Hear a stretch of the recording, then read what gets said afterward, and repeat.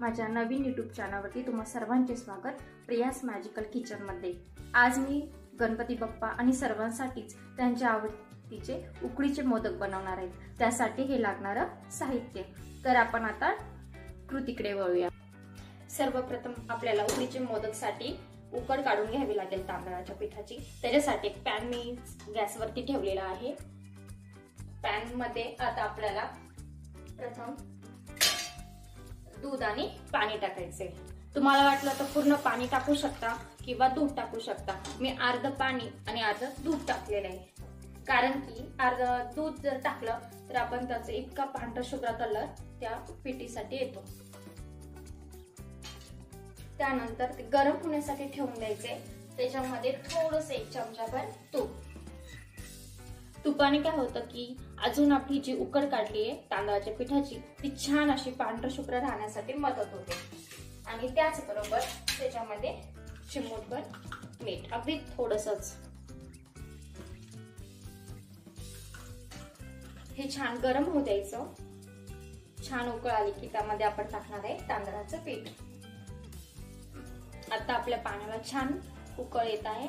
नंतर आपण हे तांदळाचं पीठ त्याच्यात टाकणार आहे. शक्यतो तांदळाचं पीठ वापरताना तुम्ही इंद्रायणी किंवा आंबेमोहर वापरलात तर छान असे मोदक तयार होतात आणि ते खूप जास्त काळपर्यंत तसेच मऊसूत राहतात. जर दुसरा तांदूळ असेल तर ते थोडेसे नंतर थंड झाल्यावरती कोरडे पडतात. म्हणून शक्यतो तुम्ही जर इंद्रायणी आंबेमोहर हा तांदूळ वापरला तर छान मोदक असे छान राहतात आणि वासही छान येतो. कारण इंद्रायणी आणि आंबेमोहर दोघांनाही छान वास आहे. म्हणून मी ते इंद्रायणी हा तांदूळ पिठीसाठी वापरलेला आहे. आता आपल्या पाण्यात छान उकळी आलेली आहे. त्याच्यात आपण थोडे थोडे करून तांदळाची पिठी टाकूया आणि असं पटकन हलवून घ्यायचं जेणेकरून छान अशी आपली उकड तयार होईल. गॅस थोडासा स्लोच ठेवायचा. आता छान एकजीव करून घ्यायचं जेणेकरून उकड छान होईल. आणि लक्षात ठेवायचं की शक्यतो उकड ही गरम गरमच मळायची जेणेकरून काय होतं की नंतर आपण जेव्हा मोदकाला कळ्या पाडणार आहे तेव्हा ते मोदक असे चिरणार नाही. आता छान आपलं एकजीव झालेलं आहे तांदळाचं पीठ. आता आपण असंच ठेवूया 5 मिनिटं. गॅस स्लो करून असंच ठेवू देऊया जेणेकरून ते अजून एकजीव होईल. गॅस झाकण ठेवून देऊ. 5 मिनिटं असंच राहून देऊ. आता मी उकड साईडला ठेवून दिलेली आहे. गॅस बंद केलाय. 5 मिनिटासाठी झाकण ठेवून तशीच राहू द्यायची. नंतर थोडीशी थंड झाली की मळून घ्यायची. आता आपण सारण तयार करून घेऊया. सारणसाठी मी परत एक कढई ठेवलेली गॅसवरती. त्याच्यामध्ये 1 चमचाभर तूप टाकायचं.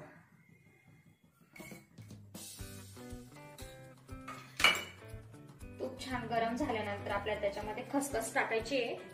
कारण की मोदक म्हटल्यानंतर खसखस आलीच पाहिजे आणि खसखसचा छान फ्लेवर त्यात उतरतो आणि दाताखाली पण आल्यानंतर छानच लागते. मोदक अजून छान लागतात.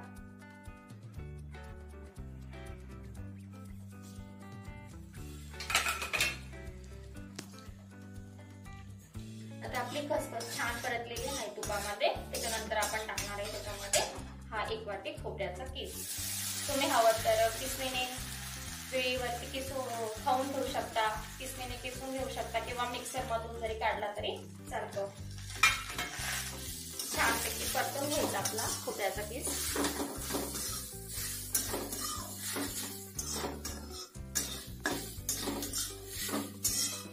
त्यातच आपण टाकणार आहे 1 वाटी गूळ. हे समप्रमाणात घेतलेला आहे. 1 वाटी तांदळाच्या पिठासाठी 1 वाटी खोबऱ्याचा किस आहे आणि 1 वाटी गूळ. हे छान मिक्स करून घ्यायचे आता आपल्याला जेणेकरून आपलं सारण तयार होईल.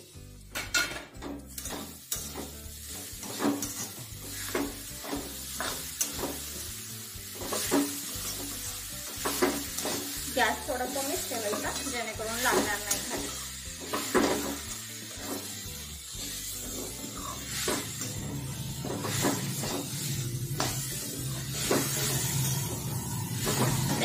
सारण मिक्स झालेलं आहे गूळ आणि खोबरं. त्यातच आपण टाकणार आहे थोडंसं वेलची पूड. वेलची पूड काय होतं टाकलं की थोडंसं स्मेल छान येतो मग सारणला आतमध्ये. आणि जेव्हा आपण साखरचे गुळाचे पदार्थ बनवतो त्यात वेलची पूड जायफळ हे टाकतो. अशा पद्धतीने सारण अतिशय छान तयार झालेले आहे. कलरही खूप छान आलेला आहे. आता आपण टाकूया त्यात अगदी थोडंसं जायफळ, जेणेकरून काय होतं गुळाचे पदार्थ असले की जायफळ टाकला की त्याचा एक छान असा स्मेल येतो. अगदी थोडंसं टाकायचं. अशा पद्धतीने सारण आपलं तयार झालेलं आहे. आता आपण परत एकदा गॅस बंद करून घेऊ आणि आपली उकड मळून घेऊ. मी आता आपले मोदक स्टीम होण्यासाठी एक पातेलं ठेवलंय. माझ्याकडे स्टीमर नाहीये म्हणून मी आपलं जे भांडं असतं पारंपरिक पद्धतीने जे वापरलं जातं त्यातच पाणी गरम करण्यासाठी ठेवलंय. त्याच्यावरती एक चाळण ठेवणार आहे आणि त्याच्यावरती आपले मोदक स्टीम होतील. आपण पाणी गरम होण्यासाठी ठेवलंय तोपर्यंत आपण उकड काढून घेऊया. उकड शक्यतो काय करायची गरमच मळायची. ही टीप लक्षात घेण्यासारखी येते, कारण काय होतं नंतर मग मोदकाला चिऱ्या पडत नाही.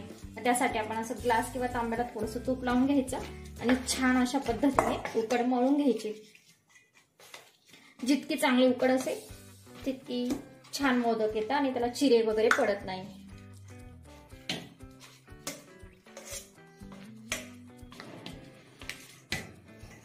अशी छान अशी मळून घ्यायची. गरम गरमच थोडे हात भाजतात, पण गरम मळल्यामुळे मोदक छान होतात.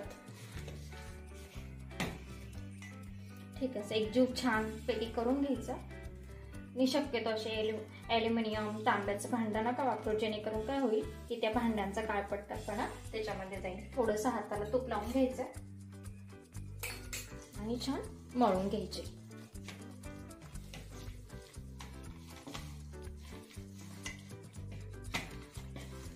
तोपर्यंत आपलं पाणी हे गरम होत आहे.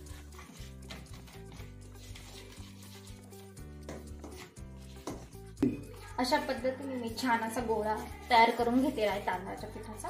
आता आपली उकड पण छान झालेली आहे. आता आपण त्याचे छोटे छोटे गोळे करून घेऊ. गरम असतानाच केल्यामुळे छान चिरा वगैरे पडत नाही. छोटे छोटे गोळे करून घ्यायचे. आपल्याला जितके आकाराचे हवे तितके आकाराचे.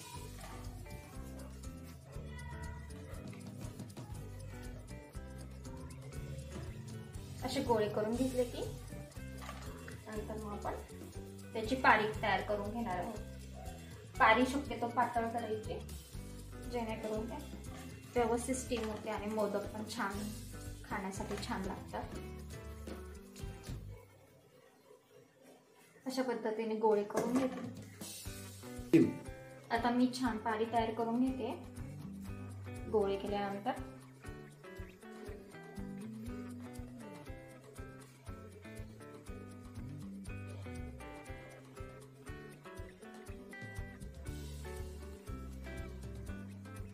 पातळ करायचे आणि कडा थोडेशा अशा पातळ पातळ करून छान मोठी करून घ्यायची. नंतर त्यामध्ये सारण भरायचं. सारणामध्ये तुम्ही वाटलं तर ड्रायफ्रूट सुकामेवा टाकू शकता आपल्या आवडीनुसार.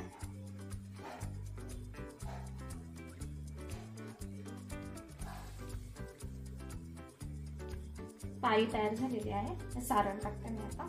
स्टफिंग करते त्याच्यात.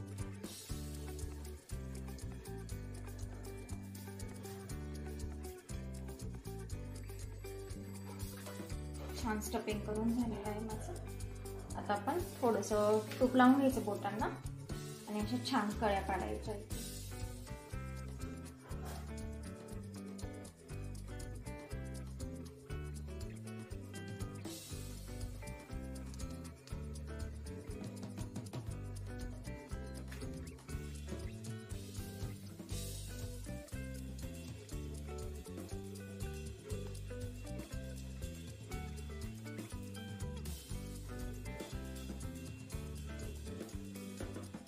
थोडंसं प्रेस करून द्यायचं आणि असं कळ्या पुढे पुढे आणत चालायच्या.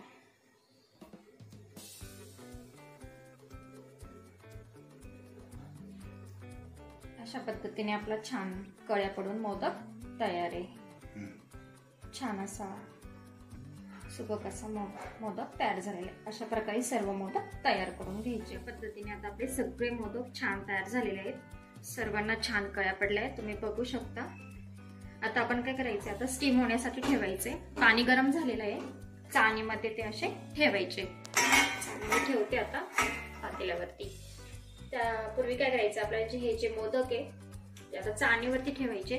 पण काय करायचं, असे थोडेसे पाण्यामध्ये बुडवून ठेवायचे. सगळे मोदक सगळे घ्यायचे आणि असे छान पाण्यामध्ये बुडवून ठेवायचे.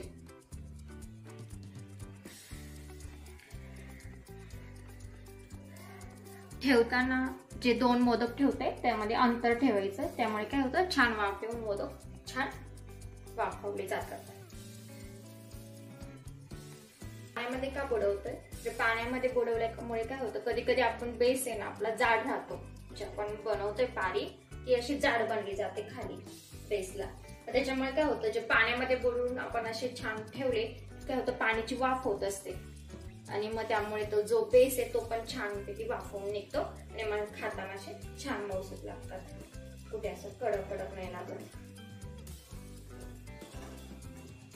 असे छान सगळे मोदक पाण्यामध्ये ठेवून द्यायचे. 2 मोदकांमध्ये अंतर ठेवायचं.